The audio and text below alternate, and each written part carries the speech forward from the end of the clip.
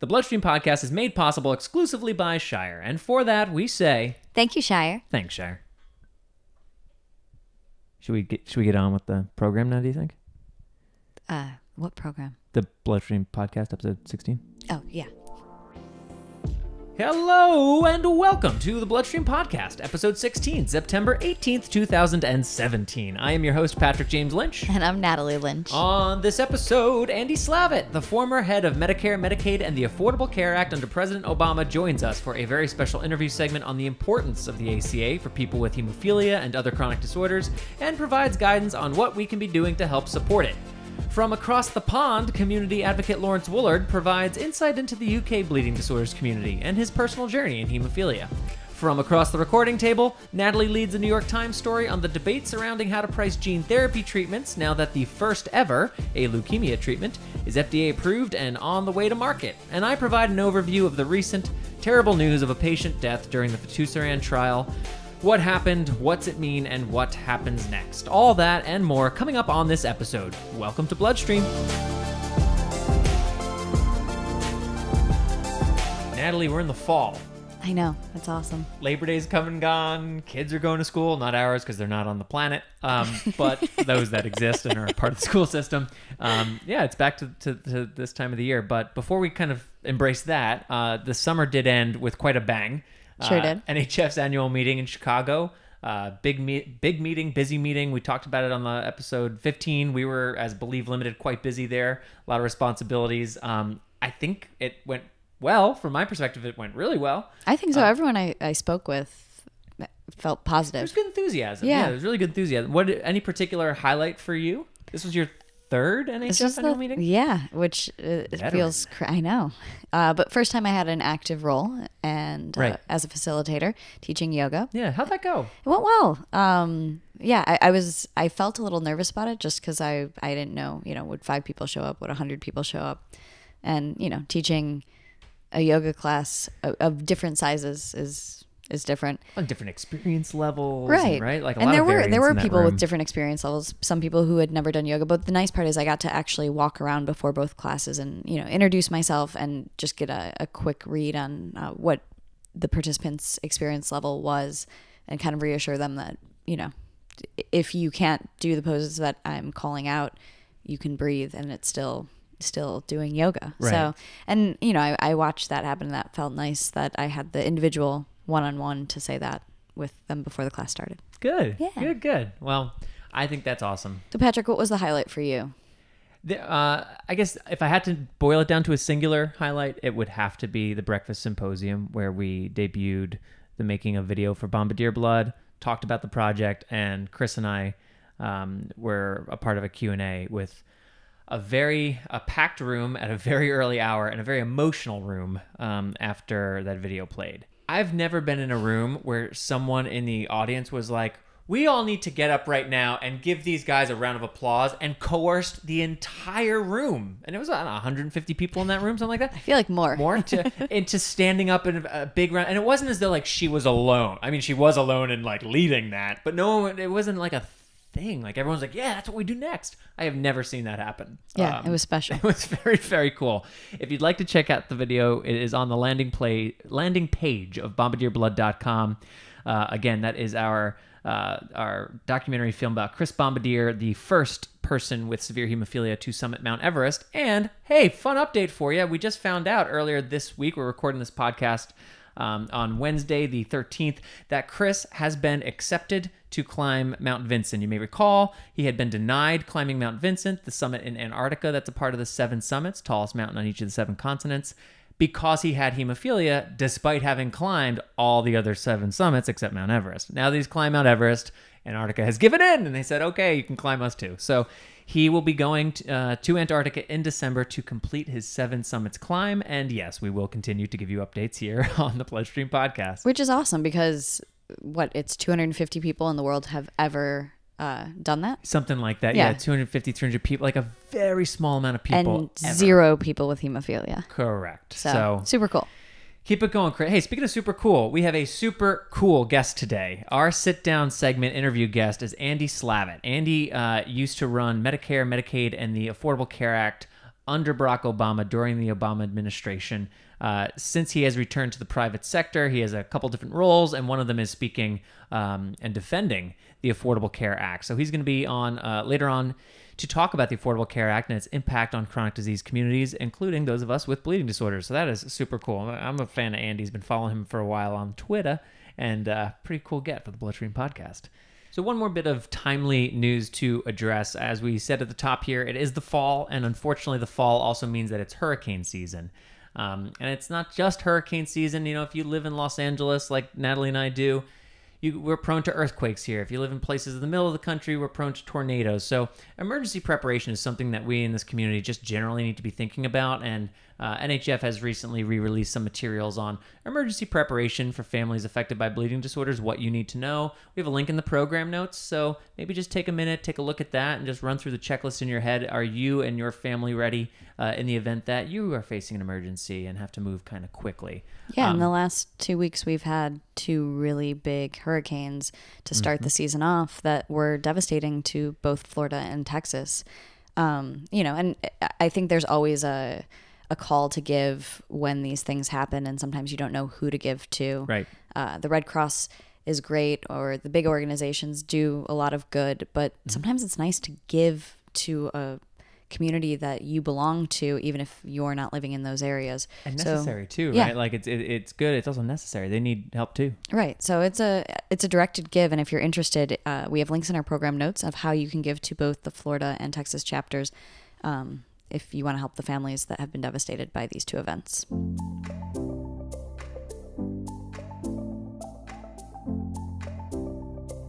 And now just a couple of housekeeping items from BloodStream Media. We have a new episode of the Powering Through podcast, Powering Through Pod episode 8. We're on 8 already over there at Powering Through, featuring Josh Gordy. That was a really nice sound.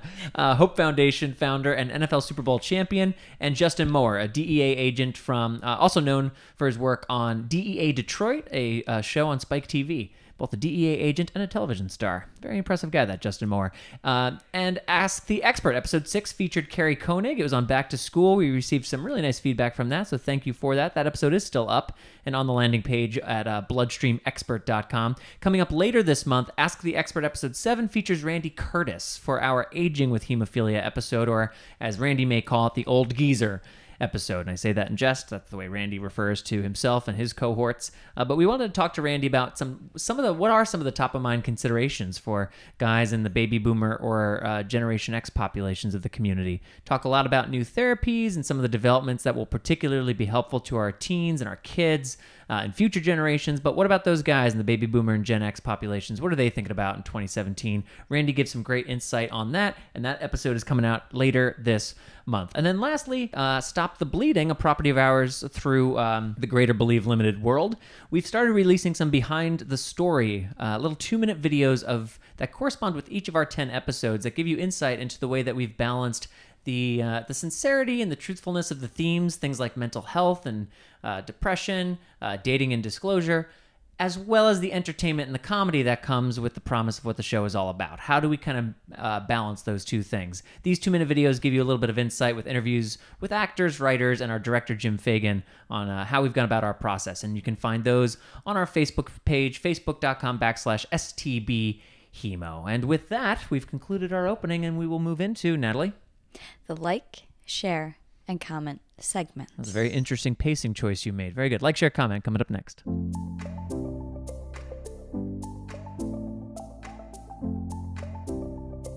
So this month's like segment comes from the New York Times on September 11th. An article titled "New Gene Therapy Treatments Will Carry Whopping Price Tags." Whopping price tags. Yes. Whopping. That's a big word. I mean, it's an emotive word. It is an emotive word. I'm having some feelings already. Tell me more. So the first gene therapy treatment in the United States was recently approved by the FDA. And there are 34 that are in final stages and 470 that are in initial clinical trials. So this once futuristic era of medicine is now here. And why this is important is the first one that is out is for a leukemia treatment, and it carries a price tag of $475,000, and that's whopping. That's a whopping price tag. And there's one that's for blindness, and it's estimated to cost between $700 and $900, and that one's not out yet, but I think that one might be one of the ones in the final stages, and that's why that price tag is being finalized as well. So why this is important to our community is, the fact that there is a therapy out right now and it has a official price tag is a good thing to put on our radar for treatments that could be coming out for our community and what they may or may not cost. What were some of the debates around costs that came up in the article? So, drug makers say that they argue that the prices ought to reflect the value of curative treatment to the patient, first and foremost. And, there are people like Dr. Aaron Kesselheim. He's the director of program on regulation, therapeutics, and law at Brigham and Women's Hospital. He argues against that, and he's far from convinced. He says, we don't pay for the fire department in that way. When a fire department shows up at a burning house, they don't ask, how much is it worth you to put out the fire? So right. It's, an interesting thing. And this new era of medicine ushers in, moral, ethical, as well as financial concerns. This article that the New York Times put out last week, they focus chiefly on the financial aspects. And then drug makers are also saying, like, we need to have these drugs cost this much because we need to be able to fund future research and development, which is a fair argument. We do want to keep we want to keep curing diseases. Absolutely. But that's also that argument can be broken down too, because there are already huge financial incentives for the development of orphan drugs and for rare disease community treatments. So, with there's tax credits, 50% tax credits for some of these drugs for the research and development aspects of it.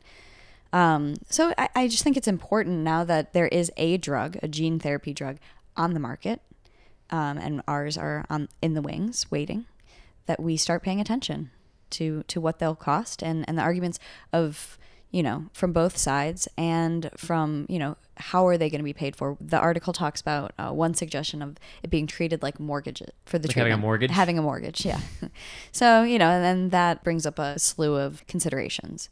So it's an interesting article and a conversation that we need to start having, because these will be available for our community, not like hundreds of years from now. Soon. Yeah. Fingers crossed if all goes according to plan, more or less. And it's interesting too how we're at the advent of or the very beginning of this new era of medicine, as you put it, this once futuristic era of gene therapy, something on the market. So we're going to be talking more and more about this in general, and healthcare is going to continue to be something that we societally are looking to tweak, modify, change, improve, enhance. And those two things are going to be happening side by side.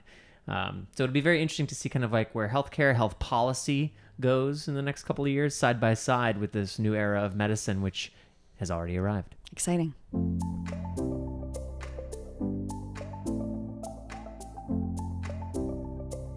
Our episode 16 share segment is brought to us from across the pond in London, England. Laurence Woollard is a hemophilia advocate and the director of On the Post Consultancy. He provides us some background on his family's history with hemophilia, his journey into becoming an advocate, and the greater UK and European communities, the organizations, and the issues they're dealing with today. So we will turn it over to Laurence to give us a little bit of a look into what's going on across the pond. Take it away, Laurence. Hello, I am Laurence Woollard, Director of On the Post Consultancy. We're a UK-based organisation working to improve the patient experience in haemophilia. It'd be silly of me not to first mention the recent excitement around the Duchess of Cambridge expecting another baby. Having attended the World Federation of Haemophilia Congress in Orlando last summer, I know how fond Americans can be of our monarchy. It is well known that haemophilia was carried through the royal family. I have to say, without committing treason, that Patrick, as a fellow haemophiliac, is every bit as much royalty to me. So I'm honoured to be able to share my perspectives from across the pond for BloodStream.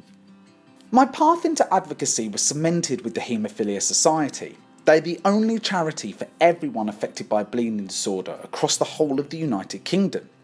With a team of dedicated staff and a network of super motivated volunteers, they can offer vital help and support where needed to its over 5,500 members and the wider community.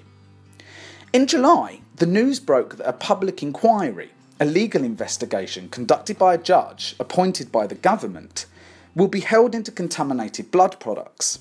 As in America and many parts of the world, a large proportion of blood products supplied to patients during the 70s and 80s in the UK were infected with HIV and/or hepatitis C. This is bittersweet for the Haemophilia Society and activists who have been campaigning tirelessly for answers over decades long. Thousands of people, the majority with haemophilia in their families, were and still are devastated by this tragedy. Sadly, this includes my own, with my mum losing both of her parents. Consequently, I never got to meet my granddad and often wonder about what his life was like with haemophilia at my age in 1953.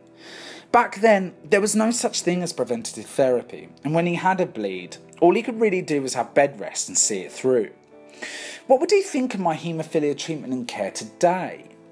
As a moderate, but with a severe phenotype, I've been able to self-treat prophylactically since I was around 10 years old. Just recently, through personalising my care plan with my specialist clinical team, I've been able to switch to an extended half-life product, which are now on licence here. This has meant that I no longer have to infuse daily, whilst offering me a certain level of protection. However, availability of these and even standard factor concentrates that are safe and sustainable vary across Europe.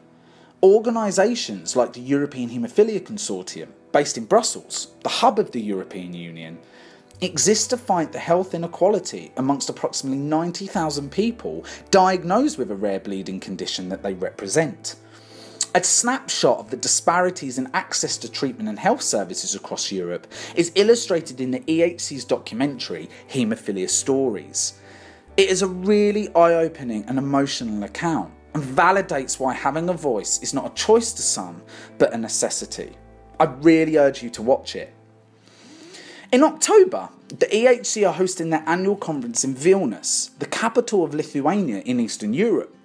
This is an important forum for patients, healthcare professionals, the scientific community and the pharmaceutical industry to share expertise and address unmet needs. I understand that Lithuania itself, since first hosting the conference in 2009, now provides prophylactic treatment to children and adults.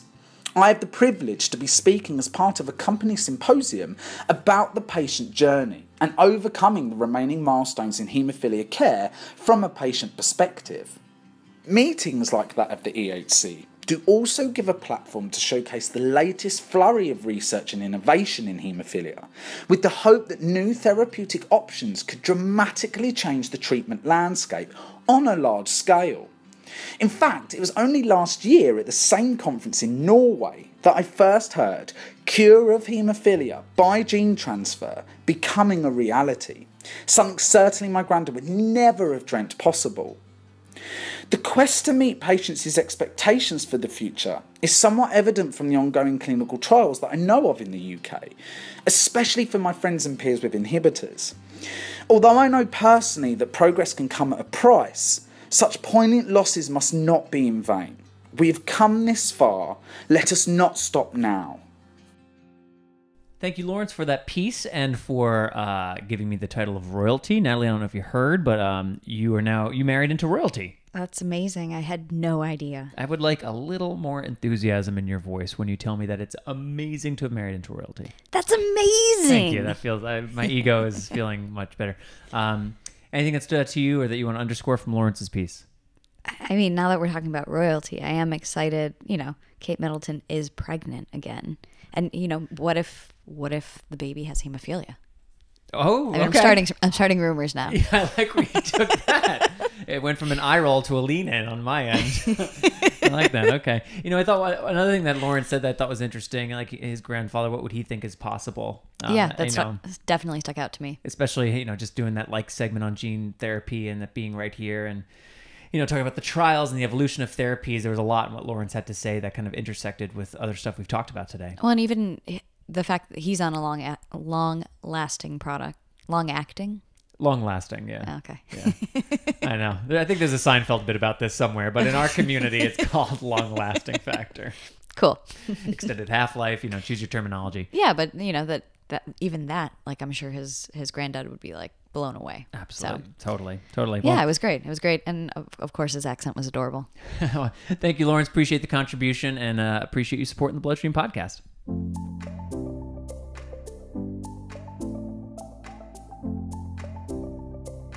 And for our comment segment this month, as has been pretty widely reported in Hemophilia News Today, the Rare Disease Report, Fierce Biotech, and many other outlets, Alnylam suspends all trials of Fitusrian after Hemophilia A patient dies in phase 2 study. So, quick background, if you're unfamiliar with Fitusrian, which is one of these non-factor replacement therapies currently in clinical trials, I would highly recommend you listen to the interview with Dr. Stephen Pipe that we did on episode 14 of the BloodStream podcast. We repurposed that interview because we found it so valuable for our Ask the Expert podcast, episode 5, as well, where it's a bit more isolated, maybe easier to find quickly. So links to both will be in the program notes. I would highly encourage you to listen to those. He spends most of the 30 minutes discussing emicizumab and Fitusrian and these non-factor replacement therapies, and he is a leading expert. He's the chair of NHF's Medical and Scientific Advisory Council. So listen to those if you're unfamiliar with Fitusrian and Alnylam. But basically, here's what happened as reported by the Rare Disease Report. The patient had an exercise-induced right hip pain that occurred and was treated with 3 doses of Factor VIII on 3 separate days. During the 3rd dose, he developed a severe headache. CT imaging led to a diagnosis of a subarachnoid hemorrhage. And Natalie, can you help us understand what that is exactly? Yeah, it's one of the 3 membranes that separate the brain, that are between the brain and the skull, the pia, the arachnoid, and the dura mater. So somewhere in there, the hemorrhage occurred. The patient was hospitalized, continued to receive Factor now 2 to 3 times daily. However, his condition worsened for 2 weeks until he unfortunately died. So what does that mean? Well, several things. Firstly, it means that the Fitusrian clinical trials have been suspended. So there were 2 trials going on, an open label extension phase 2 study that this individual was a part of and had been for quite a while. And then there was a phase 3 study that had just begun this summer. Both of those have been suspended while additional analysis and investigation occurs to determine what exactly happened, as we now have more than a handful of thrombotic events that have occurred with non-factor replacement therapies in clinical trials. It's very important that we get our arms around what this means. What else does this mean? It means that the 32 other patients who were on this trial for almost 2 years, with, as of July, as reported at ISTH, no thrombotic events, are no longer going to be on Fitusrian, and their lives have now been changed a bit by this, and their families' lives have been changed a bit by this. It also means that anyone who is enrolling in that phase 3 trial, their lives have been changed by this. But most notably, it means that a second patient has died in the last 12 months on clinical trials.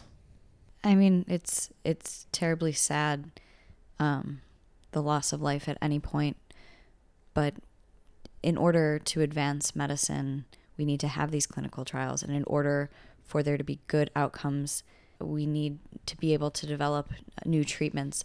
So while it's never easy and it's never okay, like never feels okay when someone's life is, in this case, sacrificed, because he did have other options and he chose this and made a sacrifice for the community at large, and in a way that's really beautiful. And that's a point that, I've heard a few people make, and it's important that we recognize and appreciate the sacrifice, because clinical trials do come with risks, the most severe of which, of course, is death. And in this case, this individual, that was his outcome. So, look, I think one of the biggest long-term important takeaways for us from a community standpoint is that we are educated on what a clinical trial is, what it entails, what potential outcomes can be. For example, if, like I mentioned, these 32 other patients now, they have experienced no adverse events, but they are no longer on this medication, and if things don't proceed in a certain way, it may never be available to them. So it just is, it's a big deal. So be educated, and you can get educated. Be educated, he says. I'm going to end this with some demands. No. But there are resources that you can tap into to learn more about clinical trials. NHF's HemoWare, their quarterly magazine, published a Clinical Trials 101 piece that is well worth the read.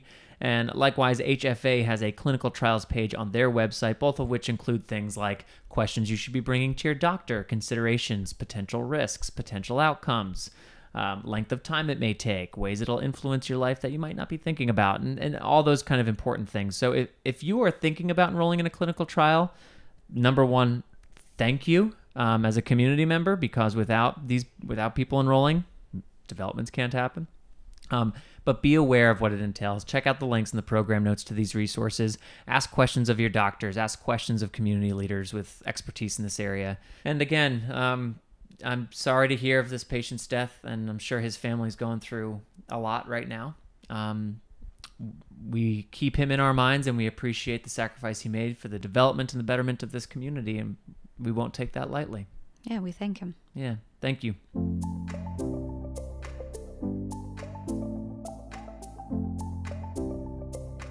Okay, so moving on from our like, share, comment segments for episode 16 into our special sit-down interview segment with Andy Slavitt, which I am really excited about. You should see his face. A little bit of background. Andy's the former acting administrator of the Centers for Medicare and Medicaid Service, or CMS, under President Barack Obama.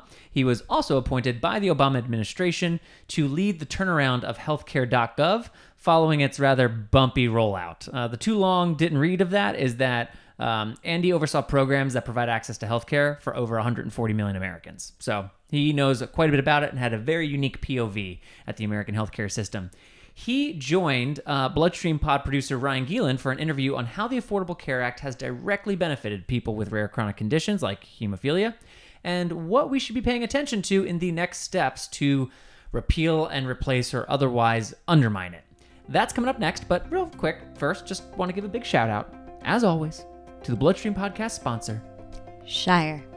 We sincerely appreciate Shire making the BloodStream Podcast and this interview with Andy possible. And for that, we say, thank you, Shire. Thank you, Shire. Thanks for having me on the show, Ryan. I'm Andy Slavitt. I was in the Obama administration up until January of this year, overseeing the Affordable Care Act and the Medicare and the Medicaid programs. Excellent. And when you say overseeing, if I'm not mistaken, you were sort of hands-on right there for the full 9 to 12 months of going all over the country, pitching the concept, reworking and working the concept until it was something passable. I mean, you were very hands-on and right sort of the forefront of the fight. Well, during the Obama administration, I originally joined the administration after I got asked to lead the turnaround of the healthcare.gov website. So I was in the private sector, led the turnaround, and then came in and really oversaw the implementation. After I left in January, when it appeared the law was imperiled, rather than going back to the normal workforce, I decided that, along with many other people around the country, the most valuable thing I could do was devote my energy to making sure that we didn't lose the gains that we'd made during the ACA. So, among other things, I've been traveling around the country having town halls, particularly in areas where congresspeople or senators won't have town halls or won't meet with their citizens to explain what's going on with healthcare, to try to make it clear, to use social media, to use my Twitter feed and work with people and make sure that they understand exactly what's going on so they can be informed if they want to defend the gains that they've made in access to care, which are so important to millions of people. And can I ask, why are there senators and congresspeople who won't hold town halls? Like, what constituency are they protecting or working for? Well, that's a great question, because I think we all ought to expect of our senators and members of Congress that they represent us, that they want to hear from us. But I think what's happened is the vote to repeal the ACA and replace it with either nothing or something greatly inferior has been so unpopular that congressmen and senators have been avoiding their constituents in record numbers. And I think it's a really telltale question for our democracy, if you step back and think about it, which is, who do our elected representatives work for? Do they work for their party bosses?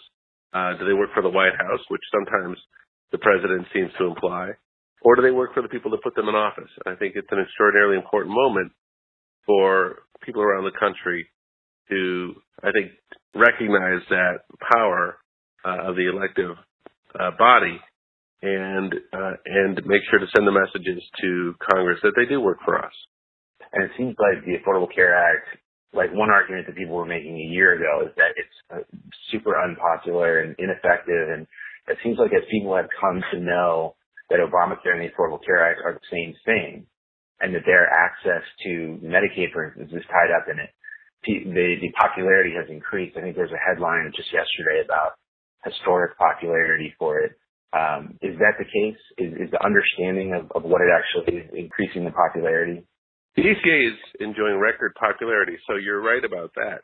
So the question is sort of what happened and why did that turn around? And, recall that for the last 6 to 7 years, the Republicans have been able to run on a single issue, which is saying that they want to repeal the Affordable Care Act. But what's important is they don't just say they want to repeal it. They talk about that the deductibles are too high, that the premiums are too high. And so when they come to introduce their own plan and the deductibles are 70% higher than the ACA and many fewer people can afford coverage and people lose access to vital protections like protections against being discriminated against or having a pre-existing condition or a lifetime max or things like that, and don't register with the American public, that's not what they wanted. That's not what they voted for. And in fact, while certainly not perfect, the Affordable Care Act took some important steps in the right direction. Yeah, in our community, especially the idea of lifetime, people hit their lifetime caps. Often when they existed, they could hit their lifetime caps within months.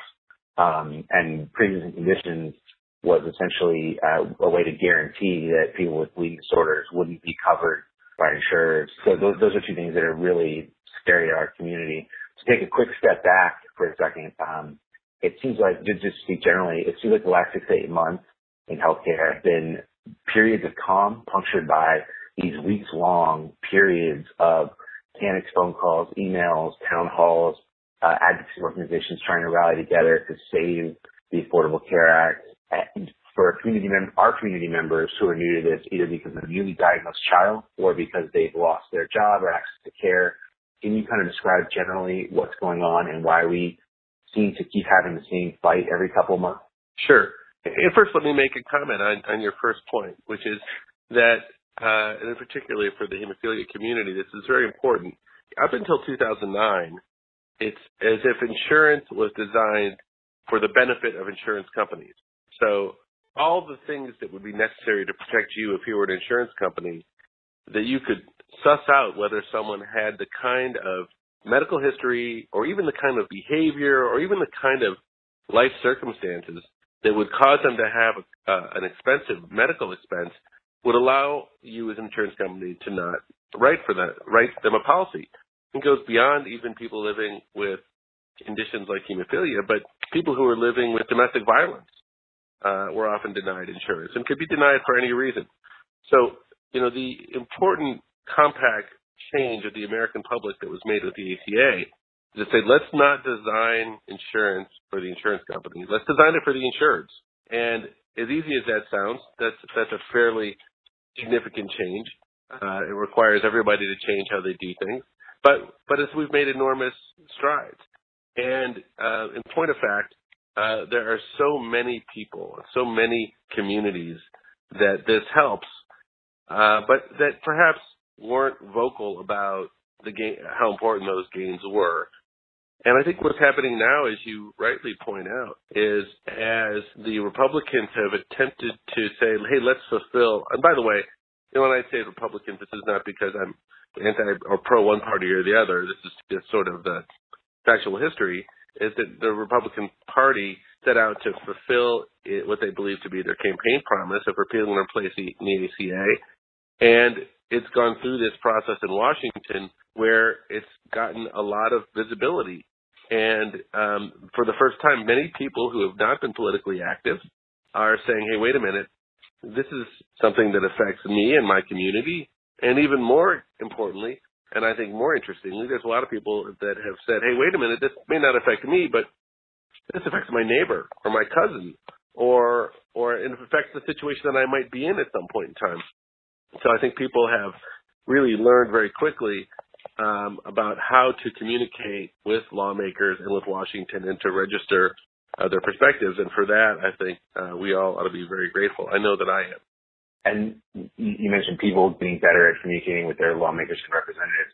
Are there 2 or 3 talking points or specific questions that you would suggest that people with chronic conditions or expensive conditions should focus on when reaching out to their reps? Because I know what we would recommend, but it would be great if you had specific talking points or thoughts about directions we could take those conversations. That would be very helpful.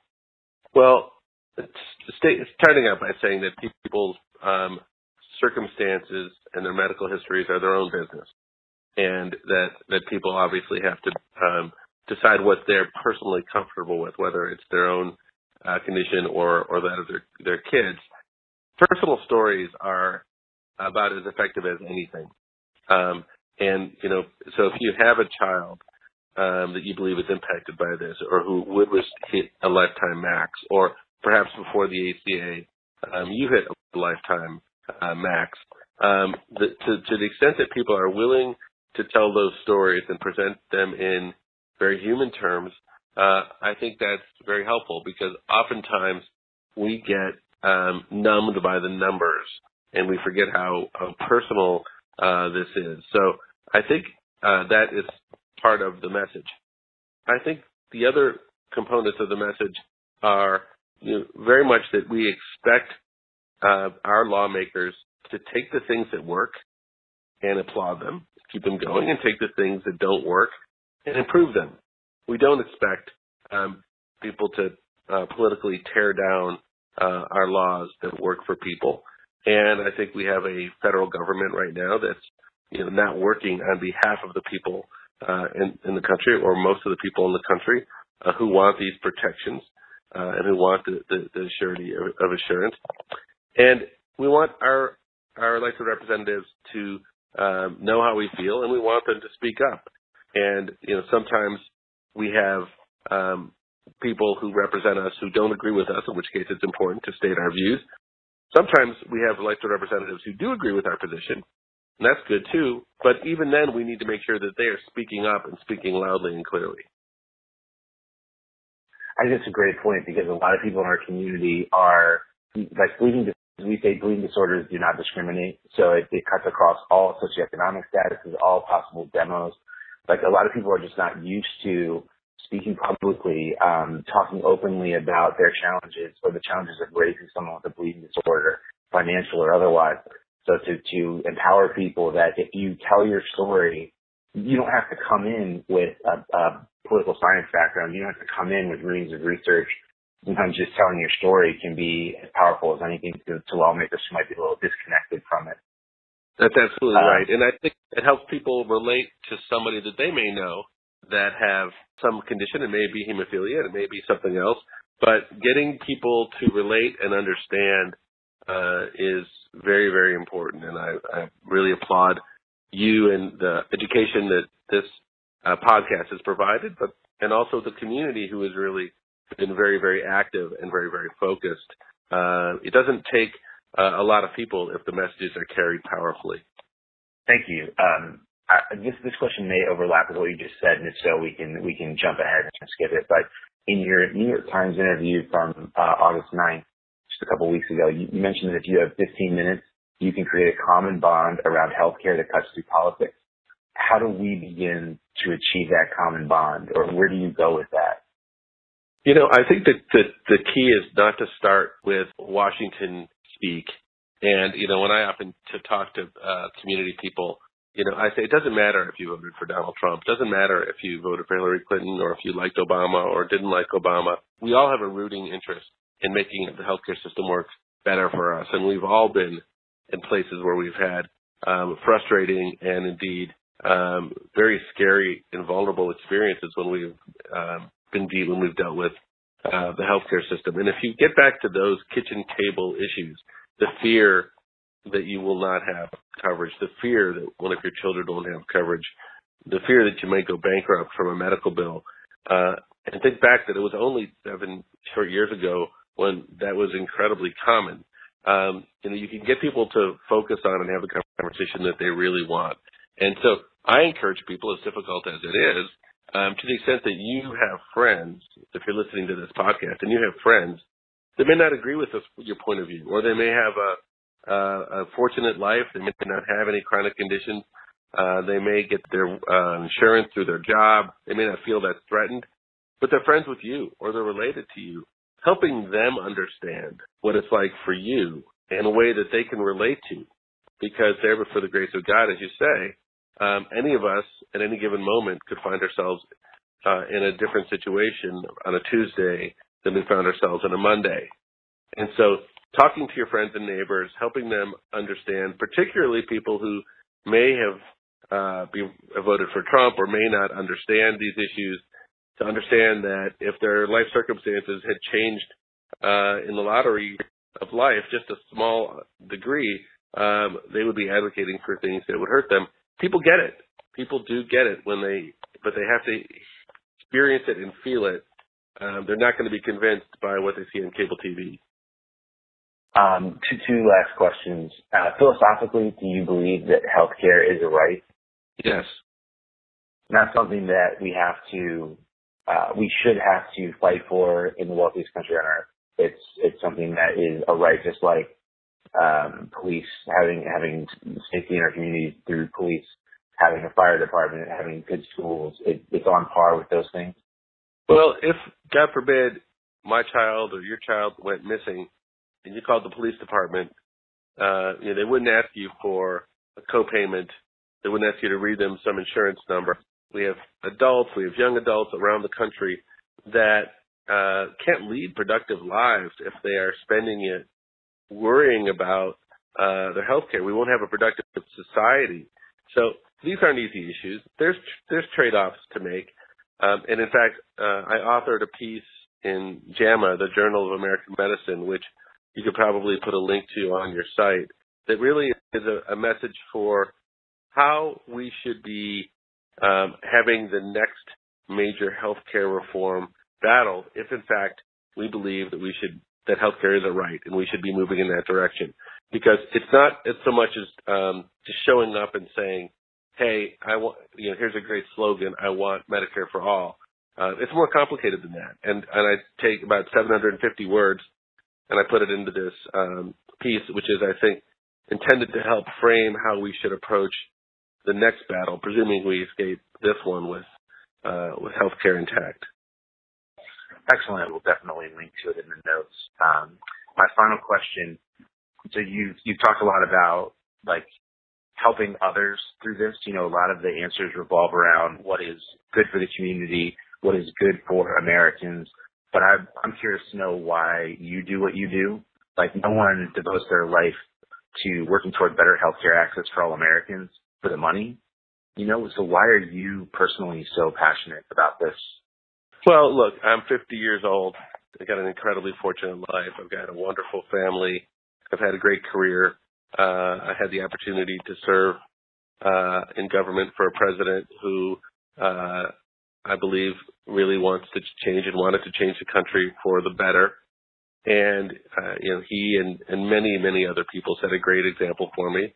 And many people in this country don't have the luxury of taking on these fights or these challenges because I'm quite aware that they have their own illnesses and they have their own family situations, and they have to get up and go to work every day and worry about those things. So when you find yourself in the fortunate position that I am in, where I've been around healthcare my whole life, I've served in government, understand it well enough, and have spent the last 2 years serving over 100 million Americans in the Medicare, Medicaid program and the ACA, and watch them struggle and eventually many of them rejoice with their access to care.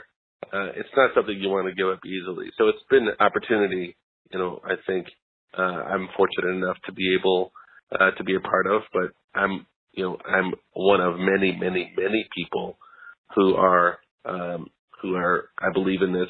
So I don't think, other than perhaps my larger visibility, that it's anything particularly special compared to others. But I would also say if you want to keep track and stay close to what's happening and continue to support what's happening, I invite you to follow me on my Twitter feed, which is @Slavitt. And that is where I think I will continue to attempt to keep people as informed as possible about what's going on and what they can do.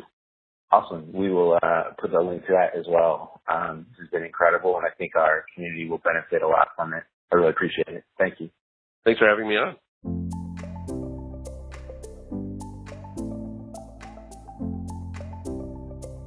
Thank you to Andy Slavitt for coming on the BloodStream podcast for what I thought was a really informative interview with a lot of specific talking points and takeaways about the value of the ACA and the importance of having good quality healthcare here in the U.S. Anything in particular, Natalie, that stuck out to you from that interview? That he stated healthcare is a human right. Yeah, pretty clearly, pretty definitively. Yeah. Yeah, almost disarmingly so. And it's something that I appreciate too about Andy's writing is he's seen the healthcare system from the private sector and the public side at the highest of levels, and you just have a lot of information at your disposal when you've been in those positions. And I like this quote from him that I read from something he published in July. "One thing I've learned is that the desire to have a regular source of care and not worry about going bankrupt from a medical bill is not a partisan sentiment. It's a human one. And when the human system depends on the vagaries of who's in power in Washington, no one can sleep well at night." And I think that's an important point to make. I know I can feel a little ideologically in my corner when it comes to things like healthcare, but I think his point is probably true, right? No one's like looking for a really expensive bill that could completely overturn their life, no matter what their political ideology may be. They want good care, and they want to make sure that financially it's not going to corrupt them to have it. Well, and I think when it comes to policy, both sides get lost in the minutia of things and sometimes forget that these policies are policies for humans, and especially healthcare. Yeah, not Team R or Team D or Team I. No, it's Team Human. Yeah, it's Team Human. So thank you, Andy. Thank you, Ryan, for setting that up, and I hope you all found that valuable. There are links to the article that Andy references, as well as some other information about, or other articles from Andy that you might find interesting in the program notes. One last time, just want to remind you that the BloodStream podcast is made possible by Shire, and we are extremely grateful to them for supporting our efforts to educate the community through podcasting. And for that, as always, we say, thank you, Shire. Now the episode 16 parting shots. One thing to leave you with, bleeding disorders related or otherwise, before Natalie and I sign off and say goodbye until next month. I'll kick us off my parting shot for this week. We talked earlier in the podcast about the Florida and the Texas chapters. One other organization that I want to highlight that does a lot for people in the community that are going through what they call seasons of crises and is also geographically not too far from the epicenters of these two storms, is Hope for Hemophilia, headed up by community member Jonathan James out of Louisiana. They do a tremendous amount of work to financially and otherwise help community members who are going through particularly tough, as Jonathan says, seasons in their life and journey with hemophilia. So if you're not familiar with Hope for Hemophilia, I would suggest you take a look at their work. They do some really awesome stuff, and Jonathan is a committed and superb community member, and I'm sure they'd be happy to hear from you. hopeforhemophilia.org. We'll also have links in the program notes. And Natalie, what do you got for us? So my parting shot is one unexpected thing that I got out of NHF this year is a community member approached me, and she is also a doula, and she asked if she could be my mentor, and I've been looking for a mentor, and she lives here in Southern California. Her name is Meredith Page, and I'm just really excited because to meet someone within the bleeding disorders community who's also a part of a community that's important to me, and that we can collaborate together and maybe help change birth within the bleeding disorders community. Who knows? But it's very exciting to gain a mentor at NHF. And that is all for this episode. Don't forget to subscribe to the BloodStream Podcast and all of BloodStream Media's podcasts for the bleeding disorders community by visiting bloodstreammedia.com. You can email us at mailbag@bloodstreammedia.com. You'll also find BloodStream on facebook.com/bloodstreammedia and on Twitter @bloodstreaminfo. This episode of the BloodStream Podcast was written by Patrick James Lynch, Natalie Lynch, and Laurence Woollard. Produced by Patrick James Lynch, Ryan Gielen, Rob Bradford, Andrew Gall, Josh Bragg, Heather Robb, Ava Friedman, and Colby Crow. And the BloodStream Podcast is edited, as always, by Mr. Andrew Gall. Special thanks to everyone at Believe Limited, the National Hemophilia Foundation, Entertainment to Effect Change, Laurence Woollard, Andy Slavitt, and our sponsor, Shire. Reminder to check out the program notes for this episode in your podcast player or on bloodstreampod.com for links and additional information about the various stories featured on this episode. My name is Patrick James Lynch. And I'm Natalie Lynch. And until next time, take self-care of yourself.